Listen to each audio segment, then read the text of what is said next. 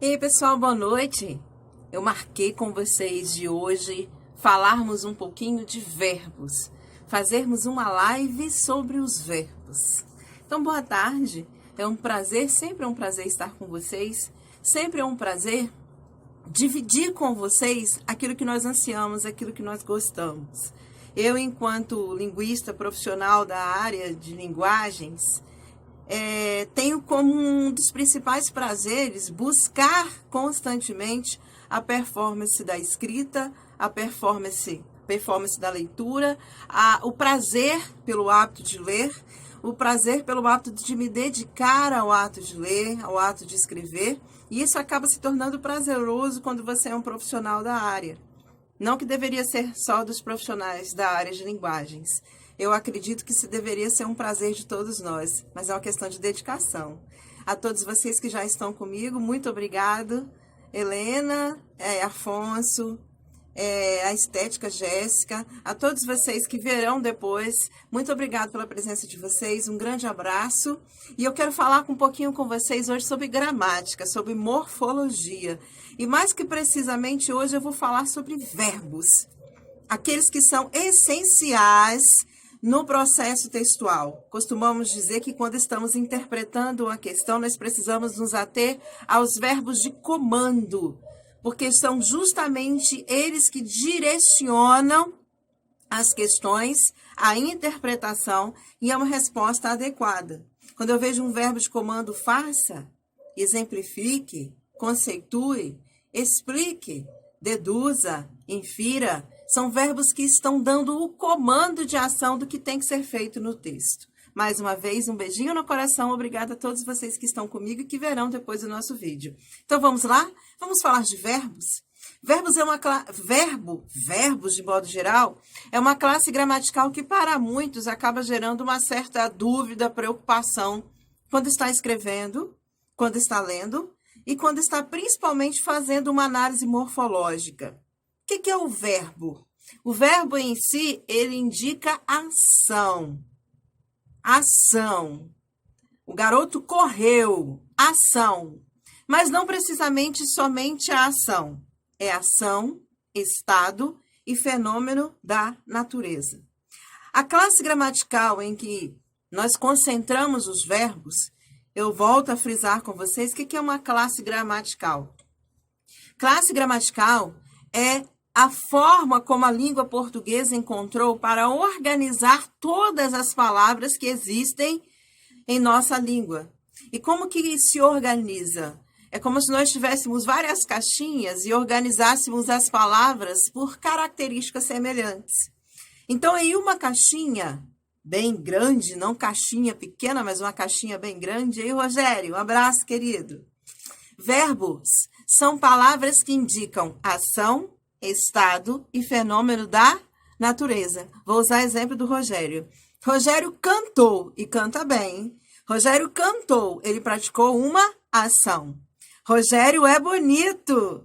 Eu estou classificando um estado de Rogério, ou estou falando necessariamente dele. É verbo, do verbo ser. Ou um abraço, Vicente, um amigo aí, pessoal do nosso Instituto Conhecer, sempre presente. Um abraço para vocês. Então, se eu falo assim, trovejou na noite de ontem, eu estou indicando o quê? Fenômenos naturais. Então, gravem comigo nossa aula de hoje, verbos, palavras que indicam ação, estado e fenômenos da natureza. Gente, como eu estou trabalhando com morfologia e é um processo um pouquinho pesado, nós vamos nos concentrar hoje em uma variação do verbo, que é o modo verbal. Os verbos são a classe gramatical, ou são as palavras que mais variam na língua portuguesa. Porque o verbo varia quanto ao tempo, o verbo varia quanto ao modo, o verbo varia quanto à voz verbal, o verbo varia, acabei de dizer, quanto ao número singular, plural. Então, assim, olha a variação do verbo. Nós vamos começar com os modos verbais, que são 3, mas nós vamos ficar somente hoje com o modo indicativo. Fita comigo. O que nós vamos trabalhar, já que eu estou falando de fita comigo, eu vou mandar um abraço para o nosso amigo Vitor Hugo. Nós vamos trabalhar hoje o tempo os tempos do modo indicativo. Então, precisamente, hoje, nós vamos trabalhar com o modo indicativo. Verbos, modo indicativo. Em outro momento, vamos trabalhar com o modo subjuntivo e o modo imperativo. Porque os verbos, eles se classificam em 3 modos verbais: indicativo, subjuntivo e imperativo. Vão comigo? Tem tempo que vocês estudaram isso? Gente, língua portuguesa é gostosa demais. Você precisa se dedicar a isso. Ela é, na verdade, uma chama que nos instiga a estarmos cada dia mais concentrados naquilo que nós temos de tão gostoso, que são as palavras, os códigos que nós utilizamos para conversar, para escrever. Então, assim, falar da importância da língua portuguesa, eu nem vou parar para dizer aqui agora, mas, assim, nos dedicar a ela é essencial. O mercado de trabalho exige muito no que concerne ao domínio da norma culta. Então, quando nós buscamos nos dedicar ao estudo da língua portuguesa, nós estamos investindo em nossa própria comunicação, em nossa postura, em nosso processo de entendimento. Nós melhoramos em todos os aspectos. Eu vou mandar um abraço, assim, eu tenho que interferir um pouquinho para mandar um abraço para o Robinho e para o Jonathan, gente, lá da Bahia, que está aqui conosco. Que saudade dessa pessoa linda, tão especial, Jonathan Chaves. Um beijo para você, para o seu irmão, para sua mãe. Vocês nunca saem do meu coração, tá? Amamos vocês demais, Jonathan. Grande beijo para vocês. Que prazer te ter aqui comigo. Vamos lá. Voltando para os verbos. Precisamente quanto ao modo indicativo. O modo indicativo, ele indica certeza. Quando eu falo assim, Rogério correu. Lembra que eu falei do exemplo do Rogério? Rogério correu. Eu estou afirmando que o Rogério praticou a ação de correr. Então, se eu agir dessa forma, eu estou usando do modo indicativo. É o modo verbal que não deixa sombras de dúvidas. Ele indica o que é certo, o que eu posso afirmar como indubitável, certo, sem possibilidade de dúvida. Rogério correu, Robinho comeu, não poderia ser outra ação para ele. Sendo assim, nós estamos buscando o quê? Os verbos que indicam ação, estado ou fenômeno da natureza, mas que indicam certeza. Gravem comigo. Se indica certeza, pertence ao modo indicativo. E quando eu falo do modo indicativo, até pela precisão da certeza daquilo que não tem possibilidade de dúvida, o modo indicativo, ele se divide em 6 tempos verbais. Vamos memorizar comigo esses 6 tempos verbais? Olha, modo indicativo, indica certeza. Primeiro tempo verbal. Tempo verbal, primeiro tempo, não cobra não, Rogério. Primeiro tempo verbal, pretérito perfeito. Pretérito imperfeito. Pretérito mais que perfeito. Gente, tem gente que vira para mim e fala nessa hora, pelo amor de Deus, como que é isso? É muito simples. Vou usar o Rogério como exemplo e vocês vão gravar. E não vão esquecer mais isso, ok? Vou começar com o pretérito. O que significa pretérito? Passado. E como eu estou diante de um verbo que indica certeza, nós começamos com o pretérito. O pretérito se divide em 3. O passado se divide em 3. Pretérito perfeito, pretérito imperfeito e o pretérito mais que perfeito. Depois nós falamos do presente e depois nós falamos do futuro. Vamos usar o Rogério aqui, que nós não vamos pagar nada a ele. Nós vamos usá-lo como exemplo. Pretérito perfeito. O que é uma ação em que eu conjugue no modo indicativo no tempo do pretérito perfeito? Perfeito é tudo aquilo que é feito e concluído. Perfeito é feito. Certo? E foi concluído. Se eu falo assim, Rogério comeu, ele comeu. Ele já praticou a ação de comer e já terminou a ação de comer. Então, o que é pretérito perfeito? É uma ação passada que aconteceu no passado e terminou no passado. Por isso que nós classificamos como pretérito perfeito. Entenderam? Grave sempre isso. Perfeito é porque é feito. Então, não tem possibilidade de dúvida, porque nós estamos no modo indicativo. Então, é uma ação que ocorreu no passado e terminou no passado. Por isso que é classificado como pretérito perfeito. Tá, e o que é o pretérito imperfeito? Sabe o que significa o prefixo in? É não. Não concluído, não perfeito. Posso dizer com esses 2 verbos. Quando o meu pai chegara, quando meu pai chegou, eu já desligara a televisão. Vou tentar pegar um exemplo mais simples. Quando o João chegou, eu já desligara a televisão. Duas ações no passado. Então, vamos lá, comigo. Desligara, falara, estudara, explicitara.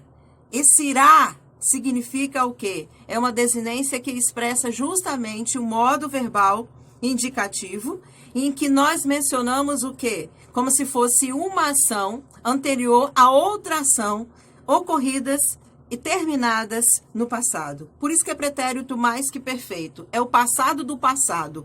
Duas ações no passado. Quando eu uso o pretérito mais que perfeito, é porque eu estou mencionando uma ação que ocorreu no passado, anterior a outra ação que também ocorreu no passado. Vou usar Rogério de novo? Quando a família jantar, o Renan, vou pegar o Renan aqui, um beijo pro Renan. Quando o Renan jantou, Rogério já terminara de lavar as louças. Isso aí, vai ajudar. Que eu usei? Por que eu usei o terminara? Porque a ação de lavar as louças ocorreu antes da ação da família em si se sentar para, então, jantar. Então, eu usei dois verbos. Lavara é justamente o pretérito mais que perfeito. Então, só para recapitular, quais são os três tempos do pretérito do modo indicativo? Pretérito perfeito, pretérito imperfeito e o pretérito mais que perfeito. Pretérito perfeito, uma ação feita, que ocorreu no passado e terminou também no passado. Pretérito imperfeito, uma ação não feita, não perfeita, que talvez por ser contínua, habitual, constante, ela não mostrou o término. E o que é o pretérito mais que perfeito? Duas ações ocorridas no passado, porém uma anterior à outra. Duas ações simultâneas, uma que ocorreu primeiro e a outra que ocorreu depois. Para explicitar aquela que ocorreu em primeiro momento, eu uso então do pretérito mais que perfeito, por isso que nós usamos constantemente, encontramos principalmente na escrita dos textos cultos, terminara, falara, expusera, jantara, porque são verbos que se encontram conjugados no modo indicativo no tempo pretérito mais que perfeito. Ok? Um beijo para todos vocês que estão nos acompanhando. E o presente? Presente é presente. Presente é o agora. Presente é o que você vive agora. Rogério janta. Rogério fala. Rogério canta. Rogério limpa. Rogério é bombril. Faz de tudo, gente. Então, o que é o presente? Vou usar dos exemplos que eu usei. Vou usar dos exemplos que nós usamos e apresentamos desde o início. O que seria o presente? É aquilo que acontece, a ação que ocorre no ato da fala. Canta, se eu estou usando na primeira pessoa, eu canto, eu falo, eu digo, eu menciono, eu explico. Se eu falo na terceira pessoa, ele canta, ele expusera, ele limpa. Expusera não, expusera é o pretérito mais que perfeito, tô ficando doida já. Então, presente, do modo indicativo, são ações certas que ocorrem no tempo presente. Ah, tá. E o futuro? Futuro que vai acontecer ainda. Futuro é que ainda está por vir. E sempre vai ser bom se nós confiarmos, né? E acreditarmos num Deus que cuida de nós, né? Então, vamos lá.